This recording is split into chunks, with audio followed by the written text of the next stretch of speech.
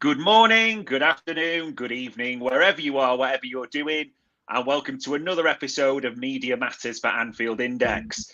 It's Brighton Part 1 done and dusted, isn't it? The Carabao Cup victory 3-2, a Cody Gakpo double, a Luis Diaz winner. We didn't even think it would be because there was a few dubious goals or things to talk about. And here to discuss that and the return leg at Anfield is the renowned and the respected David Lynch. David, it's a weird one when I'm looking this morning because I'm seeing a lot of sort of action on my timeline and Twitter saying Arne Slot needs to learn to connect with Liverpool fans more.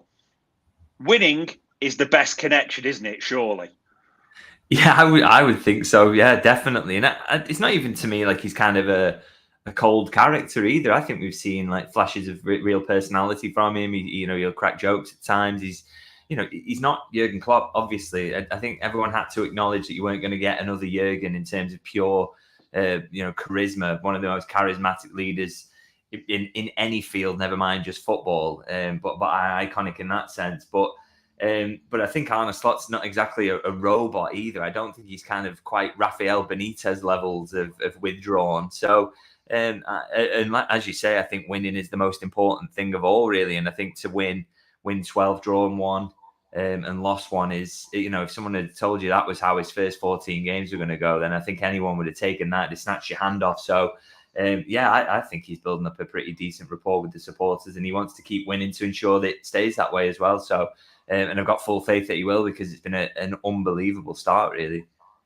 Yeah, you couldn't really have asked for any more at all. And we'll get into, ladies and gents, the normal. So we'll talk last night, the Brighton Cup game. And it was an interesting one, David, because 8 changes, almost a Bosley in a false 9. So you can tell there's people like Bradley pushed higher than the right back normally goes. There was a bit of adaptation, but a victory is a victory. What did you make of the actual performance itself? Yeah, I thought within the context, I thought really, really good, which is, the context being obviously Slot didn't feel like he could throw Nunez in again. So he's left without a sort of recognised striker. So it goes to this kind of, I thought it was kind of a lot of the game really more of a 4-4-2 with Jones and Szoboszlai, both his kind of false 9s. And it's something we actually saw him do in pre-season, if you remember, when he didn't have any of his strikers available. He kind of tried this out and it worked pretty well, really. So it's obviously something he'd been thinking about doing again. And again, I thought it worked well. I thought, you can't forget that Brighton have had one over on Liverpool in recent times. Been a really tricky place to go. They've started the season really well.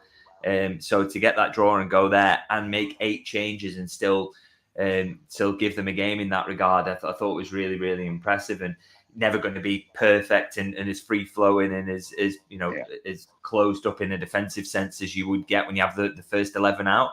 But I thought to make all those changes and it still so clearly looked like, kind of how the manager wants them to play. I thought, even though the formation is different, so many different players, I thought that's really, really good news for Liverpool and look really good. And, in terms of the metrics kind of look, well, you take a look at just shots. I think it's 19-11 in Brighton's favour. So that kind of looks like they've peppered Liverpool. But the reality is when the XG totals are pretty even.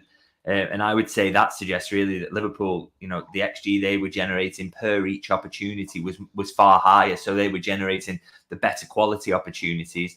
And Brighton, really, their XGs added up a lot of sort of generally poor quality shots. And, they only get their 2 goals really one through an error and one through a big slice of fortune. So, Liverpool could have in the end won that quite comfortably and you would have said they deserved it. So for me, it was not a performance to write home about, but definitely one that was good enough to win and deserved to win and did win at a place, as I say, that is tricky to go and against a side that's full of confidence. So I thought loads and loads of positives from last night. Yeah, definitely. Especially, like you say, it was reminiscent of almost that first pre-season game that we saw. And we talk about a slot team, which is important to say. People almost forgot in the first half, we nearly saw 2 brilliant team goals, didn't we? The one where Szoboszlai has his shot blocked, almost both start to finish from Jarosz involved all the way through the team. And then the one where Robbo sort of has it saved. There was a lot to like about the overall play, wasn't there? Well, that's it. That's exactly what we're saying about kind of to make that many changes and still be able to play that sort of football. That's again, we've got to remember Arne Slot only came in over the summer, and the fact he's got them playing in this way already. I mean, I know they weren't playing hoofball under Jurgen Klopp, and it's not entirely new, but there is a sort of new sort of an element of wanting to play in this sort of, a bit more of this passing football, a bit less direct, and he's already got them doing it, which I just think is incredibly impressive, and with so many changes to do that. And as you say, a couple of really nice moves there, a couple of sort of high quality chances made off the back of those. And I just thought that was Liverpool all night, really. All the way through the game, they created decent opportunities, obviously score 3 in the end. And they didn't really give up good quality opportunities to Brighton, except for maybe a couple. So I just loved a lot of the performance, really. And I just think it bodes well that Liverpool are doing this at such an early stage under Slot, that they can mix and match the team and still look really cohesive.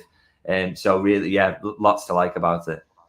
Yeah, absolutely tons. And one player that we know absolutely loves the Carabao Cup is Cody Gakpo. Loves a double in the Carabao Cup as well. And I mean, the goals were brilliant, but this season he's been great. Last night, he was on fire, wasn't he?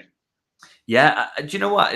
And I kind of said this actually, my post-match, my video on YouTube, that we almost shouldn't really, we're being unfair pointing out how good he is in the Carabao Cup, because he's been good in the Champions League when he's come in, and he can be good in the Premier League. He's just a really important player, and he's unfortunate Diaz offers what he does, because that's what's kind of keeping him out, that more sort of along the first choice team at the moment. But every time he comes in, he doesn't let you down.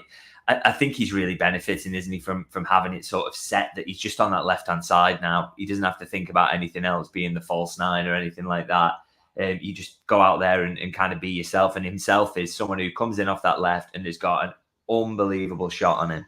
The power he put behind it, well, both of them really. I mean, the second one in particular, I guess, because he beats the keeper at his near post just for pure pace on the ball. He's just got a hammer of a right foot. So. And he just looks really comfortable, looks like he's enjoying his football at the moment. So great to see, because it's someone who kind of, people were getting a bit frustrated with him towards the end of Jurgen's tenure, and he didn't really sort of seem to know what to do with him. But he looks comfortable now, and as I say, confident as well. And yeah, I thought he was man of the match yesterday. Brilliant performance from him again. And I'm sure there are many more of those to come this season, because he's looking in great form. Yeah, those two strikes, almost reminiscent of a former Dutchman, Jimmy Floyd Hasselbank, almost that ability to just smash a ball with practically zero backlift as well, just blam it past the keeper. And I was going to ask you, because Gakpo's been interesting this season, very much. Last year there was talk about, has he got that aggression, the bit between his teeth? Do you think it is just confidence, or do you think almost something has clicked in him this campaign so far? I do think he was moving towards improvement towards the back end of Jurgen, just purely on the basis that, it was clear they'd had a conversation, hadn't they, the two of them, about him being a bit more physical and aggressive. And rightly so, by the way, because he's a giant. It's such a waste to have all that physical quality and not use it and impose it on the opposition. So I think what Jurgen had kind of said to him in the chat that they'd had has helped. But also, I think with Slot, he's very much about getting his wide people into position, isn't he? And he really, that's the sort of an emphasis, particularly on that left-hand side, where we saw a lot of Diaz under Jurgen. It was like, okay, get the ball near the fullback and try and drag us up the pitch. And then whenever Gakpo is used there, okay, well, you do what Diaz does. And it's, I think Slot is a bit more focused on getting Gakpo basically into that 1v1 situation up against either a centre-half or a fullback, where he has to take 2 touches to cut inside, and then he can just use that shot that he's got. So I think that's part of it, really, is how the setup is working and the fact that the team is functioning. And Slot always says that, doesn't he? It's kind of not as much about individual improvement, although I think we can already see he's definitely doing that in his coaching.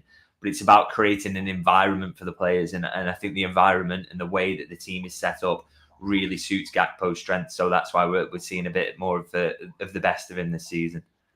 Yeah, absolutely. And brilliant last night. And it is important to say, because we've talked about it before, that left side of attack, probably the strongest in-depth position, because you've got Gakpo and Diaz there having a real slugfest, which is great at the moment.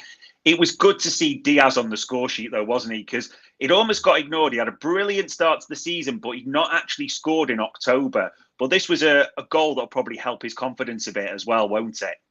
Yeah, definitely. And I think, doing a job for the team last night in terms of he's much more comfortable on that left-hand side, isn't he? But he can function out on that right. So, and did that. And I thought he took his goal really, really well. And as you say, it's his first for a while. He'd been on fire at the start of the season, so good to see him back on the score sheet. I mean, we're saying about sort of aims for him this season in the Premier League, and after he starts with 5 goals so early, you're thinking, well, he could be going for 20 here, but I still thought the more realistic expectation for him even after that start was kind of, if he can get 12 to 15 in the Premier League, that would be absolutely amazing. And he's still kind of on track for that, but he just needs to get back amongst the goals in the Premier League as well. But it never hurts to score in competitions like this, or to score ever. That will be really helpful for him. And he, just like Gakpo, I know they're battling for the same position, generally speaking, but both massively important to what Liverpool want to achieve this season. Yeah, absolutely. As long as they keep this form up and battling each other, it bodes well for us. And I mean, the keeper position is the other one that we weren't sure if Yaros was going to start. And it sounds weird because we conceded 2 goals, but he was really good last night. There were some brilliant saves, weren't there?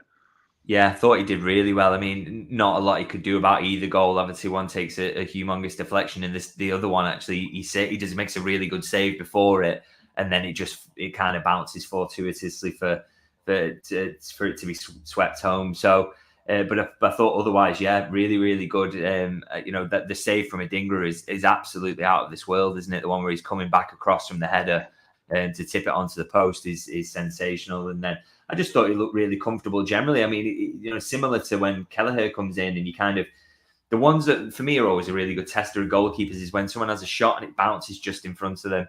And a lesser keeper can stall those. And there's a couple of those last night, and Kelleher always does it, just grasps it, and you think, wow, these keepers are good. And Yaros did exactly the same with a couple of efforts last night, and just really good handling. I thought he just looked confident, looked really good with the ball at his feet as well. He's just got all those qualities that a Liverpool goalkeeper should have, and it clearly shows why Slot was so keen to speak about him kind of unprompted earlier in the season. He clearly saw they've got a very, very good goalie there, and Liverpool clearly do, and they're so blessed in that position at the moment. Yeah, it really did look quality. And I know you'd written this on your Substack about it, because everyone's fascinated by the accent as well, more than anything. But if you look on Transfer Market, it does say right this second that Yaros's contract expires at the end of the season. But that's not your understanding or belief, is it? No. So he signed a new contract, a long-term contract before he went out on his last loan, which was to Sturm Graz. So that would have been in January last season. So he is tied down. I'm not sure why Transfermarkt have got him down for expiring this summer, but that isn't the case. So Liverpool are kind of protected there. Not exactly clear where what that means in terms of what they do with him, because obviously Mamadashvili's in the mix. Yeah. We do think Kelleher will go, but what they're going to do with Mamadashvili, what happens with Alisson. Does Yaros want to be second choice if Alisson leaves and Mamadashvili comes in as first? It's a few things and a few spinning plates there, or whether he goes out on loan next season. We'll have to kind of see what happens with that. But good news that Liverpool have him tied down. And also, if people want to find out about that stuff a little earlier, you can subscribe to my Substack. Well, yeah, well worth the read. And I suppose the other thing I did want to ask you about this game, we've talked about the players that came in, 8 changes. As much as Yaros did really well, anyone else you think came in and really grabbed sort of headlines or didn't do their cause any harm at all? I thought Joe Gomez was very good in everything he did. Showed good pace to cover off a lot of the time. Just very composed in possession. I liked a lot about his performance. I quite like Tyler Morton as well. Some nice, real nice touches from him and getting stuck in.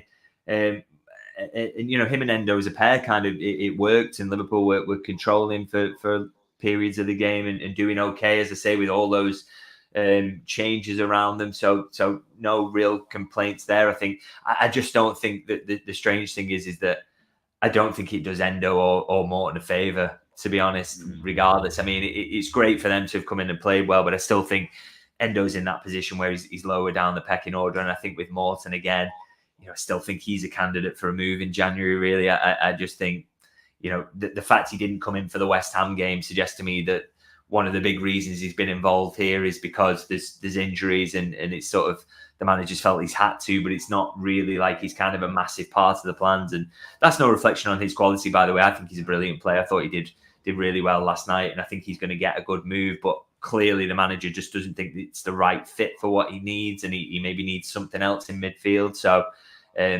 but I thought that the two of them actually in midfield, I thought did pretty well really, and yeah, and fair play to them, because it's hard when you're coming in and you've not played a lot and you're out of rhythm, and you ostensibly know that you're not in the manager's plans. But I thought they did really well. Yeah, and there was a few touches that Morton did were almost baby Thiago-esque, weren't they? Just little swivels inside or open up his body. So even if it's shop window, he's not done himself any harm at all. I would say about Morton as well, it kind of surprises me that he's not part of the plans. I mean, I get it with Endo in that he is very much that archetypal destructive midfielder, isn't he? Give the short pass, win it, give the short pass. But Morton I thought Morton might have, because of that, maybe have leapt ahead of Endo in the pecking order, and because he seems more of a fit really for what this manager wants, which is someone who can set the tempo, can fire the passes through the lines, got a good passing range. Morton seems a good fit for that, but obviously, we don't see them in training every day. I'm sure Slotter's got a good idea of where he's at level-wise and whether that is exactly what Liverpool kind of need at the moment. But I'm still sure he'll get a really good move when he does go, because I think there is a lot of quality there, and he showed it in his last loan spell. And also the fact that a club like RB Leipzig was interested in him over the summer, says a lot about how good he is. Yeah, absolutely. There's so many positives for that. Like I say, even if it is a shop window move, that's all good. And the other side I do want to touch on from last night, that Andy Robbo starts again, and we were quite critical, I think quite rightly, of his performance against Arsenal. You thought this is a great chance to almost re-establish, is probably too strong, but just put it to bed. It didn't really work out the way he wanted, did it again? Yeah, thought it was another tough night for him, really. I kind of feel sad talking about this, really, at the moment. It feels like there's been a bit of a drop-off there, a bit of a decline, and yeah, it seems like he's struggling. I mean, yeah, last night, I think he wins 1 out of 7 duels, and he's dribbled past 4 times. So statistics kind of really bore out what we felt we were watching as well, which was that he was struggling to keep a hold on Brighton's wingers, and he was out of position quite a bit. And yeah, it's just I don't know whether he's just lost that yard or maybe he's carrying a little knock or whatever, but he really does sort of seem to be struggling at the moment. And I mean, it's interesting as well, kind of what it means for him in terms of him being in the team last night. There's a couple of ways you can kind of look at that. Does it mean that Kostas Tsimikas is kind of ahead of him, or does it mean that it's just a kind of rotation because it's Bayer Leverkusen coming up and maybe you're playing that game? I'm not entirely sure, but I thought, either way, I thought he really struggled last night. I was going to ask you, how you see, because we kind of alluded to that we'd have to see with these next few games. I mean, we're a second one in, and it really didn't go the way Robbo's wanting. It maybe seems a bit dramatic to go a changing of the guard, so to speak, fully. But if you're just picking on form and what we've seen this season, Tsimikas is probably in the team right now, isn't he, ahead of him? Yeah, I would say so, and I'd say rightly so if he is, because I think his form has been pretty decent this season, pretty steady, and Robertson's clearly hasn't really, and so you've got to pick on form, and Slot's shown in the past he'll do that as well. I mean, throwing Jones in at Arsenal was a form decision, I think. Dragging Quansah off at half time against Ipswich and throwing Canate in, and then keeping Canate in the team, that's a form decision. So. He's clearly making those kinds of calls, and I think at left back it is clear. But I mean, it will be interesting. We'll get a real insight. If Tsimikas starts the next 2, then it's clear that he is the first choice left back, and that's. But if it's the case that Tsimikas starts against Brighton and then Robertson comes back in against Bayer Leverkusen, we'll have to see. So maybe it is just a case of that kind of rotation, but. I personally think that Tsimikas should be in there, but I still also as well. You say about changing the guard. This isn't a kind of 23-year-old who's coming in and is ready to take that spot in the long term. I mean, Tsimikas is 28 himself. I still think it speaks to the fact that Liverpool should be looking at a signing in that position, because Tsimikas I think has been an unbelievable backup for Liverpool down the years. But in terms of him being first choice in the long term, I'm not quite sure he's that level. So yeah, I still think that's an area that Liverpool really should look to strengthen soon as they can. Yeah, we talked about it last time, didn't we? It may even be jumping ahead of the midfield at the moment, the way it's going. Fingers crossed for Robbo that we do see something a bit more from him, like his old self. But yeah, next few games will be interesting.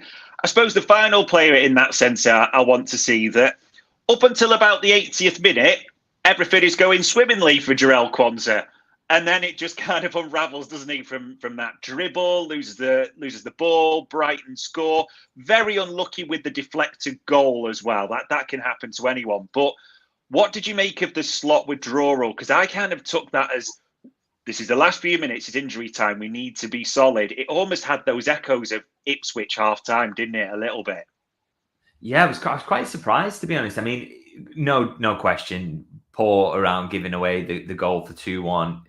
He's key to that, and you can't do that at this level. I know he's lacking a bit of match sharpness at the moment because he's not really in the team, and that can make it difficult. But that is the sort of error you need to stamp out. And he made that against Manchester United away last season, and it was kind of okay. Let's not see this again, and we have kind of seen it again, a different sort of error, but switching off. He's still so young, by the way, that we shouldn't be unfair on him in that regard. He is still learning, but the standards are incredibly high, and you've got to meet them, and he didn't in that moment by giving the ball away. So that's something for him to kind of think about. I was surprised with being brought off. The second goal, you cannot blame him for that. It's just a deflection. It's so unlucky the way that goes in and off him. And I'd like to think Slot wasn't blaming him for that, or maybe that was a substitution he planned. But in terms of shoring it up, could he have brought Canate on for a forward instead, just to see it out? Not, you really hope that kind of doesn't dent Quansah's confidence. But there's two ways of looking at this, and you can't be definitive on it either way, because I don't think any of us know exactly what the dressing room dynamic there is. But it either kind of, ruins his confidence, or it sends a message that the level's got to be high here. You've got to do better. Don't do that again. And I guess what will decide whether this is good or bad is what the results are in the next few weeks. If Quansah comes in next time and he's flawless, and we never see that sort of error again, it'll be like, oh, well, this was genius, and Liverpool keep winning, so nothing Slot can do is wrong. If they start losing, his man management is poor, blah, blah, blah. So I'm sure we'll apply whatever narrative suits further down the line. But the reality is it's kind of hard to know exactly what that means, how that was felt by Quansah, what Slot said to him afterwards. We don't know that. So we probably shouldn't put too much judgment on it. But I was surprised to see him do it. I'll say that. Yeah, and it was interesting because after Ipswich, he was quite honest, quite forthright on the reasons. It will be interesting to see, does it come up in Friday's press conference at all? Does that get discussed? It will be interesting. Yeah, I'll ask it if it doesn't. So, yeah. There we go on the docket for that one. And I suppose speaking of his press conference, we didn't really get the news we wanted, because we did get injury updates the day before, didn't we? That we knew Harvey Elliott would be out a while. Diogo Jota, we got not back until after the international break. I mean, we'll come to Chiesa shortly, but Diogo Jota, I mean, just very, very unlucky, or will you understand the ones that are claiming this player's injury prone?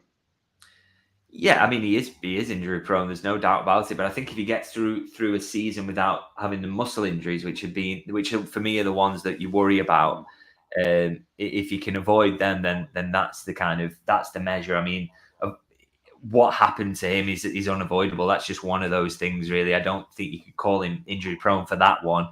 It's whether he, the main problem will be, it's okay if he misses a few weeks now. It's not okay. You'd rather him be there, but it's one of those things. But then if you add to that 2 or 3 muscle injuries throughout the season, then all of a sudden he's missed sort of 15 games of your Premier League season and you massively missed him. That's when it becomes a problem. If this is just a kind of one-off, that's not an issue. It's avoiding any other injuries and other muscle issues that he's had in the past. So that for me is the main measure of his importance and what Liverpool are doing with him to keep him fit, really. But yeah, no question, it's a blow. And I would also say about this, that is some bruising to keep him out for that long. I would be surprised if there's not a little fracture there, or some sort of break of the rib or something. Because the fact that you could flat out say that he won't be back till this time with bruising really surprises me, because you basically that would be a sort of see how we go injury, and if it feels better one day you can train and whatnot. So I suspect there's more made of it, and I was kind of upbeat about what this injury was going to be and the length of time he'd be out on the basis of them saying bruising. But I feel that was maybe an outright lie. So yeah, a blow for Liverpool, but only 3 more games to go till that international break, and then hopefully he's back after that. And and hopefully no further injuries after that. Yeah, it does feel like a massive, we keep saying it, but another huge 3 games coming up. And I suppose the other injury news that, again, we got a bit more in depth for Arne Slot, Chiesa, almost hokey-cokey in his way in and out of training a little bit, isn't he? And Arne Slot even mentioned the intensity and the impact. People, when we signed Chiesa, obviously flagged his injury record, and understandably. Is this a worry for you that we've not really seen him have a sort of run, and we're already talking about intensity and in and out of training already? Yeah, I mean, it would have been nice to see him get a pre-season, wouldn't it? Especially under this new regime, which is all about kind of injury prevention, really big on how they build the players up before a season to make sure they're ready. Would he have been better prepared if that had happened? Because he barely did have a pre-season at all at Juve, so that's kind of robbed him of something. I think the key here is to just wait until it's right, and then once he's fully fit and he's ready and they feel he has had that preparation, then again, we'll make the judgment then on whether the sort of fitness record is good enough or whatever. It's just frustrating at the moment because it's the only signing Liverpool added to the squad at the moment, and yet we haven't seen anything of him. When are we going to see anything of him? We don't kind of know. And Liverpool could have done with him last night, for example. It just puts more strain on the squad not having him. You have to put Diaz in there yesterday, and he could have had the night off if it would have been Chiesa, or he could have played 20 minutes instead. So that is why it's really, really frustrating, and Liverpool need to get it right. And it's kind of interesting. Slot alluded to Ben Doak in his pre-match press conference. I think he's already thinking, I'm maybe a little bit light in certain areas, and the intensity of the Premier League is a lot, and this is kind of, and you had to throw in the League Cup, which he didn't have in Dutch football. He's maybe thinking I could probably do with a couple here to make this squad a bit stronger, and it could also do with having Chiesa fit. So it's just one they need to get right ASAP, really, because it will be so handy to have that squad option, and you just hope it's not going to drag into the rest of the season now, and he's never going to quite be right or whatever, and we'll wait until next pre-season to say, okay, well, this is the season for him. You just really hope it's not one of those, but we'll see how he sort of progresses, I guess. Yeah, it will be interesting to see how he gets on. And it kind of alluded to a little bit of the next section I wanted to ask you about, because forward line, funnily enough, has been the talk. Obviously, Chiesa is now on the docket. Jota, as we talked about there, and his injury concerns. And interestingly, as a few people have started to flag, yes, we've had good news on the Quanta contract, and Konate seems close, but both Diaz and Jota will have 2 years left in the summer. Everyone knows the Mo Salah situation. There's the Núñez conundrum that's going on at the moment. So there's a lot of question marks around the forward line. And it's come up there on the banner, ladies and gents. A few names that are coming out recently. Victor Gyökeres, the Sporting Lisbon striker, has been banging them in there as well. Interesting questions around Amorim at the same time now. Marmoush from Frankfurt. Are you expecting changes to this forward line? I'm almost saying changes in plural, or do you think it might just be one alteration?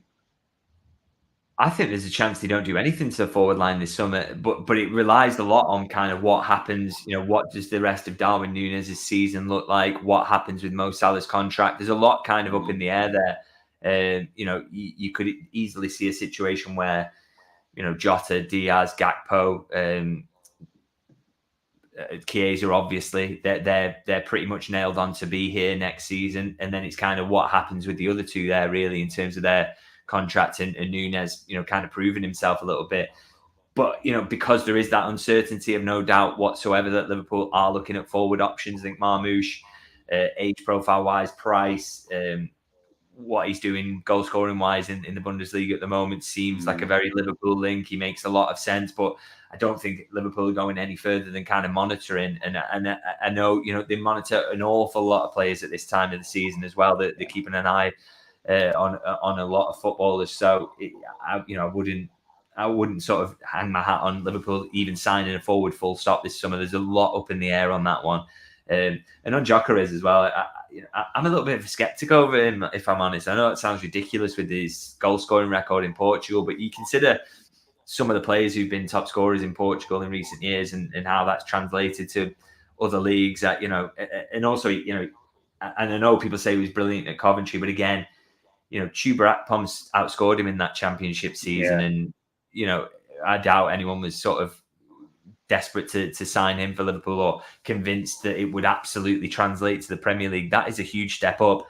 And the step from the Portuguese league to the Premier League is absolutely massive as well. So, and I've got a friend in Portugal actually who's watched him a few times and said, kind of he's a physical bully, but when he comes up against defenders who are of similar stature or the calls aren't going his way with the ref, it's kind of easy to quiet him down a little bit. So for me, I really, really, I'm not just skeptical on him as a player. And I always say I'm not a scout, so I probably am wrong about this. But I'm also kind of skeptical that Liverpool will look at the price tag and think that it's the right move for them, to be honest. So that is one I pretty much feel confident now saying that I'd be really, really surprised if he ended up at Liverpool.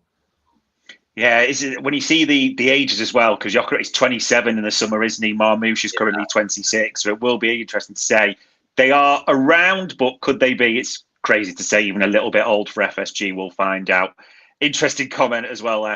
Can David play the guitar, or is it just to look pretty in the background? Go on, I'll throw that one to you. Yeah, people on YouTube keep asking me about this, and I said I'll play something on it when if Liverpool win either of the big two trophies this season. So I've been playing for like nearly 30 years now, so yeah, I can do a bit, I'll say. If we win the league, I'm sure we can do an impromptu one, put it that way. We'll have to see what happens, ladies and gents. And I suppose we've done Brighton part 1, but we're actually moving now into, say, a return leg, but it's the league fixture. It's at Anfield. It's Saturday, 3 p.m., which we don't have too many of, it, in all honesty. Are you looking at last night and thinking, well, in a good way, we saw Ryan Gravenberch enjoying a dinner with his missus in a restaurant, so he's back in. Probably, do you think it was more about we got clues for what the weekend will be in this one?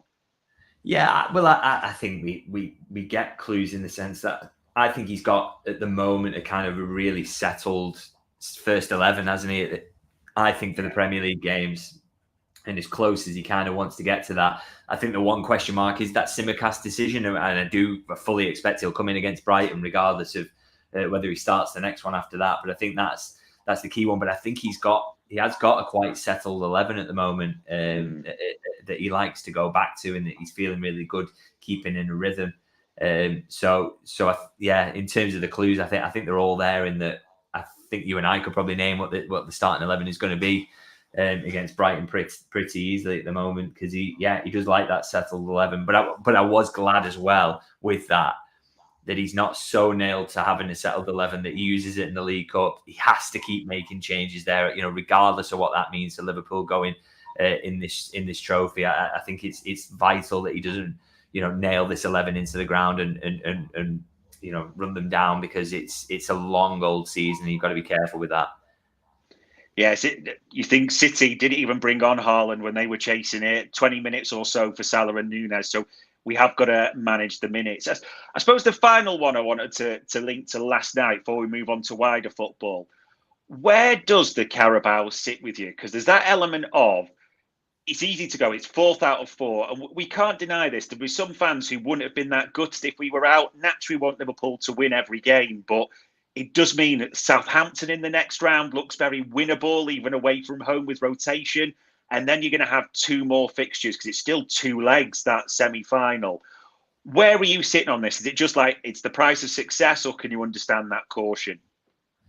Yeah, I still think, even if Liverpool get to that semi, I still think, again, I would like to see heavy rotation. I just think it's lower down on the priority list than it has been for a while, to be honest. I know Slot would love to get that trip to Wembley and would love to win a trophy first up, and it would be a fantastic start. But I think it just takes so much out of his squad. And Liverpool have already got picked up quite a few injuries now. So, they got is it 4 or 5 out at the moment, and soon add to that. So, I think, particularly because Liverpool have won it a couple of times in recent years, I just don't think it's such a huge priority for them. And I'd rather rotate in the next 2 ties, and maybe you have to go out and that happens, than sort of go with your strongest 11 in any of them, and that cause you problems further down the line. You've just got to be careful. The intensity is just too high, and so I really don't want that to cause any problems to Liverpool, really. So for me, it's still very low priority at the moment. Yeah, it will be. will be a tough one. We'll see who's back in for the next rounds. Fingers crossed there'll be 3 or 4 coming back who will be playing in that one as well, 16th, 17th of December. And the final thing, as we always talk about, wider football. I mean, it's the worst kept secret, isn't it? Pretty much that Ruben Amorim is set to be the new head coach at Manchester United. We broke it live on air. Last episode, we were almost gutted that Erik ten Hag has departed. With it being Amorim, and we know who it's going to be, is that one where you think, oh, they could have something here? But we've also said that before many times with United. Yeah, so I did a bit of a deep dive into him actually on YouTube over the summer when it looked like he was a potential candidate for Liverpool, and what I looked at, I was really, really impressed by. Sporting really the third highest budget in that league, and yet have been a very, very good.